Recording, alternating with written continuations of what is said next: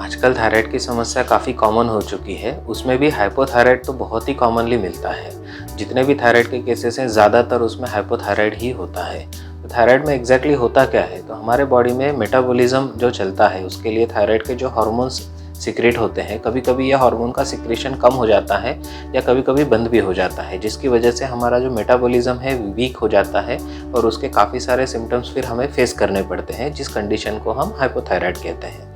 आयुर्वेद के अंग से अगर हम देखना चाहें तो ये ज़्यादातर हमको कफ और पित्त के इम्बैलेंसिंग की वजह से हमारा अग्नि मंद हो जाता है, जिसकी वजह से हमारा स्थूल और सूक्ष्म पचन विकृत हो जाता है, जिसके कारण हमें काफ़ी सारी समस्याएं फेस करनी पड़ती है। लक्षण अगर हम देखते हैं तो इसमें पहले हमारा मेटाबॉलिज्म वीक होता है, जिसकी वजह से भूख हमारी कम होने लगती है, हमारा पेट हमेशा भरा रहना शुरू हो जाता है, जिसकी वजह से हमारा वेट पुट ऑन होना शुरू हो जाता है। स्थूल पचन और सूक्ष्म पचन दोनों ही हमारा मंद होने की वजह से हमारा बॉडी फैट कंटेंट बढ़ना शुरू हो जाता है और अदर जो हमारे बाकी के धातु है वो क्षीण होना शुरू हो जाते हैं, जिसकी वजह से हमें कंटिन्यूसली थकान आना, वज़न बढ़ जाता है लेकिन वर्किंग कैपेसिटी कम हो जाती है, फिजिकल मेंटल इमोशनल टॉलरेंस हमारा कम हो जाता है, डिप्रेसिव फीलिंग उसकी वजह से हमें आना शुरू हो जाता है, क्योंकि हमारा मन भी जो है वो स्लो काम करना शुरू कर देता है। साथ ही साथ हमारे स्किन में ड्राइनेस आ जाता है, आँखों में भी ड्राइनेस आता है, बाल भी झड़ना शुरू हो जाते हैं। ऐसे काफ़ी सारे सिम्टम्स हमें फेस करने पड़ते हैं। आयुर्वेदीय निदान पद्धति और चिकित्सा पद्धति में जब हम देखते हैं तो थायराइड के काफ़ी अच्छे रिजल्ट्स हमें देखने मिलते हैं, क्योंकि आयुर्वेद हमेशा फोकस करता है पिन पॉइंट। सबसे पहला हमारा होता है हमारा अग्निदीपन, जो जठराग्नि है और जो हमारा धात्वाग्नि है, उस सबको प्रज्वलित करना, हमारा मेटाबॉलिज्म सुधारना, हमारा पाचन सही करना। सिर्फ स्थूल पचन ही सही नहीं होता, तो जो हमारा सूक्ष्म पचन है, जो हमारा मेटाबॉलिज्म सेलुलर लेवल पे हमारे बॉडी में चलता है, उसको भी सही करने के हिसाब से आयुर्वेद हमेशा सोचता है, जिसमें शोधन चिकित्सा और शमन चिकित्सा दोनों ही चीज़ें बता के रखी है। शोधन चिकित्सा में ज़्यादातर वमन और नस्य जैसी जो पंचकर्म की प्रक्रिया है, जो बॉडी को डिटॉक्सिफाई करता है, जो विकृत पित्त और कफ है उसको शरीर से बाहर निकाल देता है, जिसकी वजह से हमारा हार्मोनल बैलेंसिंग आना शुरू हो जाता है और हमारा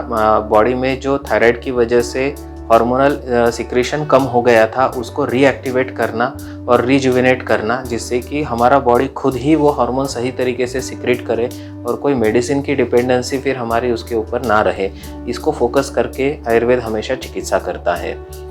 जिससे हमारा थायराइड फंक्शन भी नॉर्मल आना शुरू हो जाता है और अदर जो बॉडी पे मेटाबॉलिज्म स्लो होने की वजह से फिजिकल मेंटल इमोशनल जो हमें प्रॉब्लम्स हुए हैं वो भी धीरे धीरे नॉर्मल आना शुरू हो जाते हैं। इसमें हम काफ़ी सारी चीज़ें घर में भी कर सकते हैं, जैसे कुछ प्राणायाम है, उज्जयी प्राणायाम आप कर सकते हो, सर्वांगासन कर सकते हो, भुजंगासन कर सकते हो, बैकवर्ड बेंडिंग जितने भी स्पाइन के एक्सरसाइजेस हैं उसका भी आपको इसमें काफ़ी बेनिफिट मिलता है।